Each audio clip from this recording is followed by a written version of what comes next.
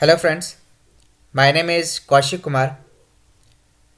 जैसा कि आपने पिछले सेशन में पढ़ा कि कंडीशनल फॉर्मेटिंग क्या होता है, कंडीशनल फॉर्मेटिंग का जो पर्पस होता है वो क्या होता है, इन सब चीज़ों के बारे में आपने समझा। प्लस आपने पिछले सेशन में हाईलाइट सेल रूल के सारे रूल्स समझ लिए कि उनका यूज़ कैसे किया जाता है। तो आज के इस सेशन में जो चीज़ें हम सीखने वाले हैं वो कई ऑप्शंस है, उनको आज हम सीखेंगे। तो चलिए स्टार्ट करते हैं आज का टॉपिक। तो जैसा कि हमने पिछले सेशन में कंडीशनल फॉर्मेटिंग के हाईलाइट सेल रूल्स के सारे ऑप्शन समझ लिए, तो आज हम समझने वाले हैं कि टॉप और बॉटम रूल्स कंडीशनल फॉर्मेटिंग में कैसे यूज़ होते हैं, जो कि हमारा बेसिक कंडीशनल फॉर्मेटिंग के अंतर्गत ही आता है रेडीमेड में। ठीक है, तो कंडीशनल फॉर्मेटिंग में चलते हैं। यहाँ पे देखिए, सबसे पहला ऑप्शन आपको दिख रहा है टॉप बॉटम रूल्स में टॉप 10 आइटम। अब इसका मतलब क्या है वो ध्यान से समझिए। जैसे कि हमने ये टोटल वाला पूरा रेंज सेलेक्ट किया और कंडीशनल फॉर्मेटिंग में गए, टॉप 10 रूल्स में जाकर टॉप 10 आइटम पे हमने क्लिक किया। टॉप 10 आइटम का देखिए, इसका मतलब क्या है कि जैसे इसमें टॉप 10 जो हाईएस्ट वैल्यू है ना वो हाईलाइट हुई है। अगर मैं कहता हूँ कि इसमें से टॉप 3 हाईएस्ट वैल्यूज़ को आप हाईलाइट कीजिए, देखिए जैसे मैंने टॉप 3 हाईएस्ट पे क्लिक किया तो टॉप 3 हाईएस्ट वैल्यू जो थी वही सिर्फ हाईलाइट हुई और कोई सी भी हाईलाइट नहीं हुई। अगर मुझे सबसे फर्स्ट पोजीशन जाना है तो जैसे मैं 1 लिखूंगा तो सिर्फ टॉप हाईएस्ट में जो सबसे हाईएस्ट वैल्यू होगी फर्स्ट वैल्यू पे वो हाईलाइट हो जाएगी। ठीक है, तो फर्स्ट पोजीशन पे जो सबसे हाईएस्ट वैल्यू थी वो हाईलाइट हो गई। क्लियर है? तो टॉप 10 रूल आइटम का इसका यूज़ ऐसे किया जाता है। नेक्स्ट है आपका टॉप 10 परसेंटेज। तो यहाँ पे देखिए एक बगल में परसेंटेज का कॉलम बना हुआ है हमारे पास, तो इस रेंज को हम सेलेक्ट करते हैं, चलते हैं कंडीशनल फॉर्मेटिंग में टॉप 10 रूल में और यहाँ से यूज़ करते हैं टॉप 10 परसेंटेज। तो यहाँ पे देखिए टॉप 10 में नीचे आते हैं, तो यहाँ पे वापस से चलते हैं कंडीशनल फॉर्मेटिंग में टॉप 10 परसेंटेज में। ठीक है, अब देखिए हमारे पास यहाँ पे परसेंटेज का कॉलम है, बट यहाँ पे कितना लिखा हुआ है 10। क्लियर है ना इतना? लेकिन यहाँ पे वैल्यू कितनी हाईलाइट हो रही है, सिर्फ और सिर्फ 1। क्लियर है? तो ये जो टॉप 10 परसेंटेज है ना, देखिए टॉप 10 आइटम में क्या हो रहा था कि टॉप 10 वैल्यूज जो हाईएस्ट वैल्यू थी वो हाईलाइट होती थी, और टॉप 10 परसेंटेज भी हम वही समझ लेते हैं कि जिसमें टॉप 10 जो परसेंटेज होगा, जिसकी परसेंटेज की वैल्यू मतलब टॉप 10 हाईएस्ट में होगी वो हाईलाइट होगी। मतलब परसेंटेज का जैसे सिंबल लगा है ना यहाँ पे, तो यहाँ पे आप समझ रहे होंगे कि इसमें जो टॉप 10 हाईएस्ट जो वैल्यूज होगी परसेंटेज की वो हाईलाइट होगी। लेकिन हो क्या रहा है, 10 वहाँ पे है लेकिन वैल्यू कितनी हाईलाइट हो रही है, सिर्फ 1। तो ऐसा कई बार गलती लोग करते हैं कि समझ लेते हैं वही सेम चीज़ कि टॉप 10 आइटम और टॉप 10 परसेंटेज दोनों सेम है, बट ऐसा नहीं है, दोनों अलग अलग चीज़ें। ठीक है, देखिए उसमें जो टॉप 10 परसेंटेज दिया गया है ये ऑप्शन ये काम करता है कि अगर आप कोई पर्टिकुलर एक रेंज सेलेक्ट कर रहे हैं, तो जैसे देखिए क्या होता है कि कोई भी अगर मान लीजिए कोई ज़मीन का हिस्सा है, मान के चलते लैंड है, तो उसमें हमने कहा कि इसका इतना हिस्सा इधर जाएगा, इतना हिस्सा इधर जाएगा, मतलब कुछ पार्ट जैसे बोलते हैं ना 1/4 या 3/4, इस तरीके से उसको डिवाइड करना है। ठीक उसी प्रकार से ये भी काम करता है। जैसे एग्जाम्पल के लिए आपने ये पूरा रेंज सेलेक्ट किया, ठीक है, यहाँ तक देखिए जितना बड़ा रेंज उतना कम परसेंटेज रहेगा उतना ज़्यादा वैल्यू हाईलाइट होगा, और जितना कम रेंज जितना ज़्यादा परसेंटेज होगा उतना कम वैल्यू हाईलाइट होगा, मतलब कम रहेगा हाईलाइट। जैसे एग्जांपल में दिखाता हूँ, जैसे मैंने अभी इतना रेंज सेलेक्ट किया, कंडीशनल फॉर्मेटिंग में गया, टॉप 10 रूल में गया और यहाँ से मैंने यूज़ किया टॉप 10 परसेंटेज। तो अभी देखिए 10 परसेंटेज में कितनी वैल्यू हाईलाइट हो रही है, 1 2 3 4 5। ठीक है ना? और जब हमने सिर्फ ये पर्टिकुलर एक रेंज सेलेक्ट किया था तो कितनी वैल्यू हाईलाइट होती है, 1। मतलब ये जो टॉप 10 परसेंटेज वाला जो काम है ना वो डिपेंड करता है आपके रेंज के ऊपर। जितना बड़ा रेंज रहेगा उतना आप जितना परसेंटेज देंगे उसके हिसाब से वो वैल्यू हिस्सा उसका हाईलाइट होगा।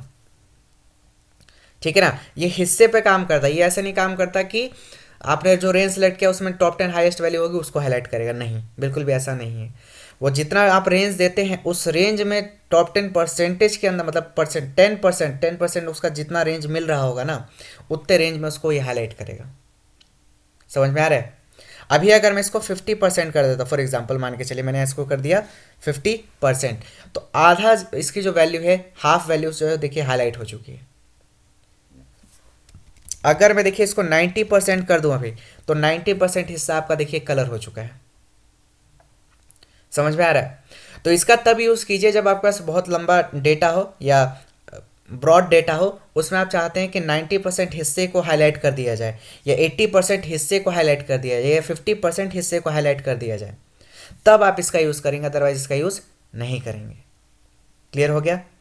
पर्टिकुलर रेंज में कितने हिस्से को हाईलाइट करवाना है उसके लिए आपका यूज़ होता है ये format cells that rank into top percentage का। टॉप 10 अगर परसेंटेज यूज़ करना है तो आप हिस्से का डिवीज़न करेंगे और उसको कलर से हाईलाइट करेंगे। समझ में आ गया? ठीक है, नेक्स्ट बात करते हैं कंडीशनल फॉर्मेटिंग में टॉप 10 आइटम। अब टॉप 10 आइटम देखिए क्या है, टॉप 10 आइटम तो समझ लिया, बॉटम 10 आइटम। बॉटम का मतलब क्या हुआ? देखिए टॉप 10 का मतलब क्या हो रहा था, जो हाईएस्ट वैल्यू थी ना, हाईएस्ट वैल्यू उसको हाईलाइट कर रहा था टॉप 10 में। अब बॉटम क्या करेगा, सबसे कम वाली वैल्यूज जो होगी ना उसको हाईलाइट कर रहा है। तो सबसे कम में अगर मैं जानना चाहूँ कि 2 वैल्यूज ऐसी बताओ जो सबसे कम है, तो 2 वैल्यूज सबसे कम में कौन सी है, ये दोनों। अगर मैं कहता हूँ कि टॉप 5 ऐसी वैल्यूज बताओ जो सबसे कम है, तो टॉप 5 वैल्यूज ये सबसे कम है। और टॉप 10 क्या करता है कि हाईएस्ट वैल्यू जो होती है ना वो 5 दिखाता है, लेकिन अगर बॉटम की बात करें तो सबसे कम वाली जो वैल्यूज होगी ना उसको बताएगा। क्लियर हुआ? ठीक। नेक्स्ट बात करते हैं बॉटम 10%। तो सेम वही चीज़ कि सबसे नीचे से वो वैल्यू मतलब स्टार्ट करेगा। टॉप 10% में क्या हो रहा था, जो सबसे हाईएस्ट वैल्यू थी ना, तो उस हिस्से में जो 10% के हिस्से में जो आ रहा था वो हाईलाइट हो रहा था। तो सेम वैसे ही बॉटम वैल्यू क्या करेगा, सबसे छोटी वैल्यू से स्टार्ट करेगा हाईलाइट करना। समझ में आ गया? क्लियर है? नेक्स्ट है अबव एवरेज। अब इसका मतलब क्या है वो ध्यान से समझिए। मैं यहाँ पे क्या कर रहा हूँ, इक्वल टू में एक फंक्शन लगा रहा हूँ जिसका नाम है एवरेज, और एवरेज में इस पूरे रेंज का निकाल रहा हूँ, सिर्फ मार्क्स का, ये जो पूरा रेंज है ना मार्क्स का, उतने का।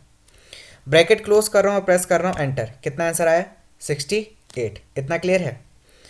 अब मैं इस पूरे रेंज को सिलेक्ट करता हूँ, सिर्फ इतने ही रेंज को, कंडीशनल फॉर्मेटिंग में, और मैं चला गया यहाँ से अबव एवरेज में। क्लियर है? अबव एवरेज में देखिए जैसे ही मैंने यहाँ पे क्लिक किया तो ये देखिए बाय डिफ़ॉल्ट जो एवरेज वैल्यू से ऊपर है उसको हाईलाइट कर रहा है। ये मैंने एवरेज वैल्यू निकाली थी ना, इस पूरे वैल्यूज़ को सम करेगा और जितनी टोटल वैल्यूज उसको डिवाइड कर देगा। तो एवरेज वैल्यू कितनी आई? 68.64, मतलब 69 मान के चलते हैं। तो यहाँ पे देखिए 69 से अबव वाली जो वैल्यूज है ना सिर्फ वही हाईलाइट हुए, 69 से नीचे वाली जो वैल्यूज है उसको हाईलाइट नहीं कर रहा। ठीक है? क्लियर हुआ? तो 69 से अबव वाली जो जो वैल्यूज है उसको हाईलाइट करेगा अबव एवरेज। पहले आप एवरेज निकाल कर, अगर समझना चाहे तो एवरेज पहले निकाल कर रख लीजिए उस रेंज का, उसके बाद अबव एवरेज का यूज कीजिए तो और अच्छे से आपको समझ में आएगा, जैसे मैंने आपको सामने अभी निकाल के दिखाया। बिलो एवरेज का मतलब सीधा सीधा समझ जाएंगे, इसमें टॉप 10 रूल में चलते हैं। तो बिलो एवरेज का मतलब क्या, उससे कम, मतलब 68 से कम वाली जो वैल्यूज है ना, 69 से कम वाली वो हाईलाइट हुई है, देखिए है ना, ये सारी वैल्यू 69 से कम वाली है। क्लियर हुआ? तो बिलो एवरेज जो एवरेज वैल्यू है उससे कम वाले को हाईलाइट करता है। ठीक है, नेक्स्ट बात करते हैं डेटा बार। अब डेटा बार क्या होता है वो देखिए यहाँ पे नीचे, इसका भी एक डेटा हमने बना रखा है नीचे से। तो डेटा बार अब क्या काम करता है वो देखिए, जैसे कि यहाँ पे हमारे पास जो मार्क्स हैं इनके बच्चों के, उस पे डेटा बार ग्राफ हम यूज़ करते हैं, वो देखिए कैसे। डेटा बार्स आगे नीचे, तो यहाँ पे देखिए डेटा बार्स में ये सारे आपके कलर्स हैं, ये सिर्फ, ठीक है ना, और कुछ ज़्यादा डिफरेंस नहीं है, कलर्स है, सॉलिड कलर है, ऊपर ग्रेडियंट कलर है। तो जैसे मान के चलते मैं इस पर ये अप्लाई करता हूँ, तो यहाँ पे देखिए जिस हिसाब से उनकी वैल्यू है उसके हिसाब से एक ग्राफ आगे की तरफ, मतलब ऊपर की तरफ बढ़ रहा है। जैसे आपने कॉलम ग्राफ बनाया होगा जब इकोनॉमिक्स वगैरह जब आप पढ़े होंगे तो उस, या मैथ्स वगैरह में, तो वहाँ पे आपने यूज़ किया हुआ ग्राफ का यूज़, जब जिसकी वैल्यू बड़ी होती थी उसका ग्राफ ऊपर जाता था और जिसकी वैल्यू छोटी होती थी वो नीचे रहता था। तो सेम उसी प्रकार से ये ग्राफ काम करता है डेटा बार। ठीक है, प्लस इसका कंपैरेटिव, अगर हम कुछ चीज़ दिखाते हैं, कंपैरिजन करते हैं किसी भी चीज़ों में, तो वहाँ पे ये बहुत काम आता है। इसका एक एग्जांपल मैं दिखाता हूँ आपको, ये देखिए। जैसे कि हमने ये साइड में एक डेटा बना रखा है जिसमें 2 लोगों के नाम है, एक सागर कुमार है और एक सागर वर्मा है, और यहाँ पे मंथ्स दिए गए जैसे जनवरी फरवरी मार्च, इस तरीके से दिसंबर तक है। ठीक है, तो ये जनवरी एक और रिपीट हो गया तो मैं इसको डिलीट कर देता हूँ, दिसंबर तक रखते हैं। जैसे मैं पहले सागर कुमार वाला जो ये वैल्यूज है जो इन्होंने सेल किया है, इसको मैंने सेलेक्ट किया, कंडीशनल फॉर्मेटिंग में गया और यहाँ पे डेटा बार में जा करके मैंने मान के चलिए मैंने ये एक बार ग्राफ बना दिया, और एक इधर साइड से मैंने सेलेक्ट किया और इनका भी एक बार ग्राफ बना दिया सागर वर्मा का। ठीक है, तो इनका ये कलर मैंने दे दिया। इतना क्लियर हुआ? तो क्या ये आपको दिखने में अभी सही लग रहा है? बिल्कुल नहीं। ठीक है, तो मुझे इसका जो रोटेशन है वो चेंज करना है। ठीक है ना, अभी तक ये जो अप्लाई हो रहा है ये एक्सेल खुद से आपको प्रोवाइड कर रहा है, ये बना बनाया है। ठीक है ना, तो अभी मैं इसका जो रोटेशन है वो चेंज करना चाहता हूँ। तो इसके लिए हमें जाना पड़ेगा कहाँ पे? कंडीशनल फॉर्मेटिंग में जाना पड़ेगा, मैनेज रूल में, क्योंकि मैं इसे कस्टमाइज थोड़ा सा करना चाहता हूँ। कस्टमाइज का मतलब कस्टमर के बेस पे जो मैं चाहता हूँ। तो मैनेज रूल में गया और इस पर हम क्लिक करेंगे और यहाँ से चले जाएंगे एडिट रूल में। क्लियर हो गया? इसके अलावा दूसरा ऑप्शन है कि कंडीशनल फॉर्मेटिंग में ही वापस जाइए और यहाँ पे डेटा बार में चले जाए और नीचे एक ऑप्शन होता है मोर रूल, बस इस पर क्लिक कर दीजिए। वापस से सेम वही बॉक्स खुलेगा जो अभी हम जहाँ पे जाना चाहते थे। इसके बाद यहाँ पे देखिए, जैसे यहाँ पे रोटेशन आपको दिख रहा है बार डायरेक्शन, तो इसका मैंने कर दिया। अभी मान के चलते हैं राइट टू लेफ्ट करता हूँ और प्रेस कर देता हूँ क्या? ओके, देखिए चेंज हो गया।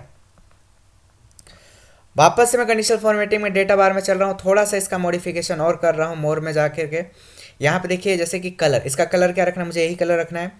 बॉर्डर जो है उसका मुझे कलर रखना है, जो रखना है वो मुझे रखना है येलो, ये मान के चलते। क्लियर? और जैसे मैंने ओके प्रेस किया तो देखिए यहाँ पे ये अप्लाई हो गया येलो, इसका जो बॉर्डर है। ठीक है ना, अब इसको वापस से मुझे डायरेक्शन को सही करना पड़ेगा। इस पर क्लिक, रेंज सेलेक्ट, उसके बाद कंडीशनल फॉर्मेटिंग में डेटा बार और वापस से कहाँ? More colour.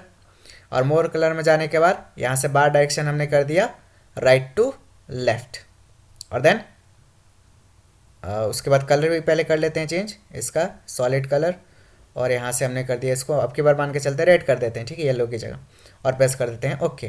तो देखिए इसका जो आउटसाइड बॉर्डर था वो रेड कलर में आ गया और डायरेक्शन भी इसका चेंज हो गया। समझ में आया इतना?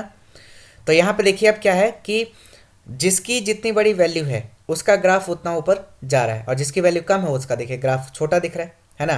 तो इस तरीके से अगर कंपैरेटिव आपको कुछ दिखाना है तो आप इस तरीके से इसका डेटा बार का यूज़ करके आप इजीली दिखा सकते हैं। क्लियर है? ठीक है, प्लस इसका एक और यूज़ होता है, वो भी समझ लीजिए। जैसे हमने इस रेंज को सिलेक्ट किया, कंडीशनल फॉर्मेटिंग में वापस गए, वापस से डेटा बार में चलते हैं मोर रूल्स में, और मोर रूल्स में जाने के बाद यहाँ पे देखिए एक ऑप्शन आपके सामने है शो बार ओनली। अगर आपने इस ऑप्शन पे क्लिक करके ओके प्रेस कर दिया तो ये वैल्यू शो नहीं करेगा, सिर्फ और सिर्फ क्या शो करेगा? जो ग्राफ आपने बनाया था, बार बनाया था, वो सिर्फ शो करेगा। अब जैसे मान के चलिए मैंने इसकी वैल्यू अभी चेंज कर दी ये, तो देखिए ग्राफ अपने आप कम हो गया। अब इसकी वैल्यू अगर मान के चलिए मैं चेंज कर देता हूँ, इतना कर दिया, तो देखिए इसका भी ग्राफ कम हो गया। ठीक है, तो इसमें आप क्या कर सकते हैं, सिर्फ ग्राफ बार जो है वो सिर्फ आप शो करवा सकते हैं वैल्यू की बजाय। अगर आप चाहते हैं कि वैल्यू ना शो करे, सिर्फ बार ही शो करे, तो वो भी आप करवा सकते हैं इजीली। क्लियर है? ठीक है, नेक्स्ट बात करते हैं अब कलर स्केल। देखिए क्या होता है कि जब एग्ज़ाम्स वगैरह हो जाते हैं तो हमें कुछ चीज़ें डिसाइड करनी पड़ती। डिसाइड करने का मतलब ये समझिए कि जैसे कि मान लीजिए आपके पास एक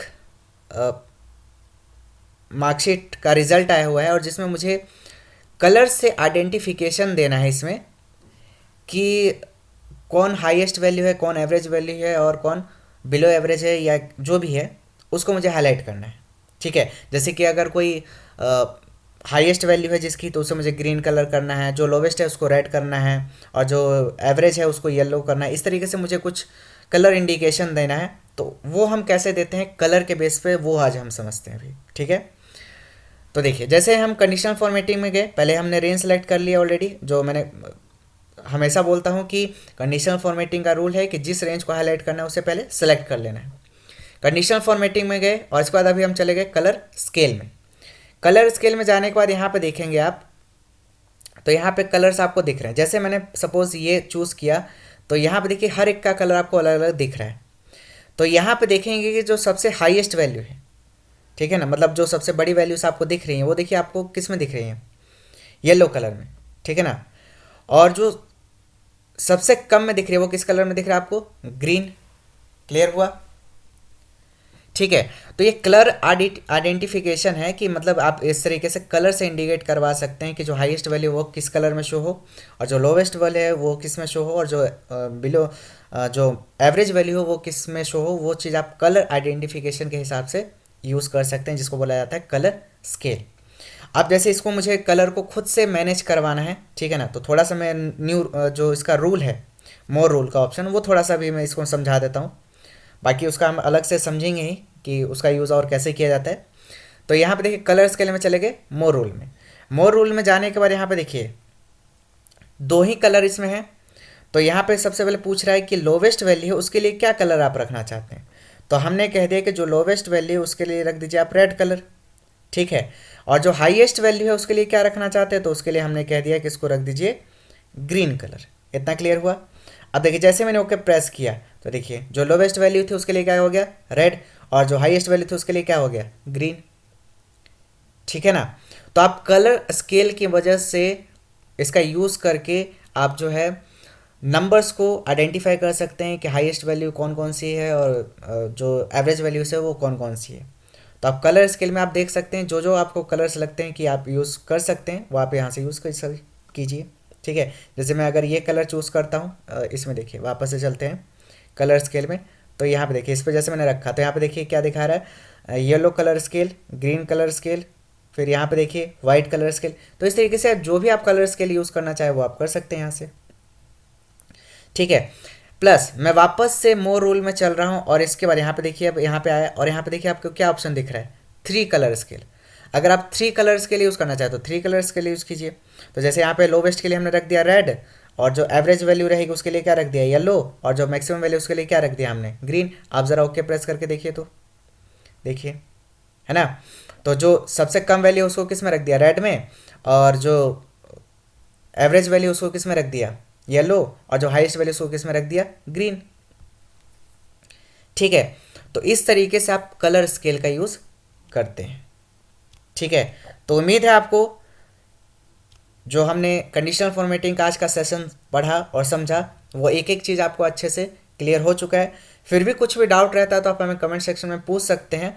प्लस ये जो प्रैक्टिस फाइल है वो मैं डिस्क्रिप्शन बॉक्स में दे दूंगा, तो वहाँ से आप इसको डाउनलोड कीजिए और उसको सॉल्व कीजिए। और फिर भी कुछ भी डाउट रहता है तो आप हमें कमेंट सेक्शन में पूछ सकते हैं। और अगर आपको वीडियो अच्छी लगे तो इसे लाइक, शेयर एंड कमेंट करना ना भूलें।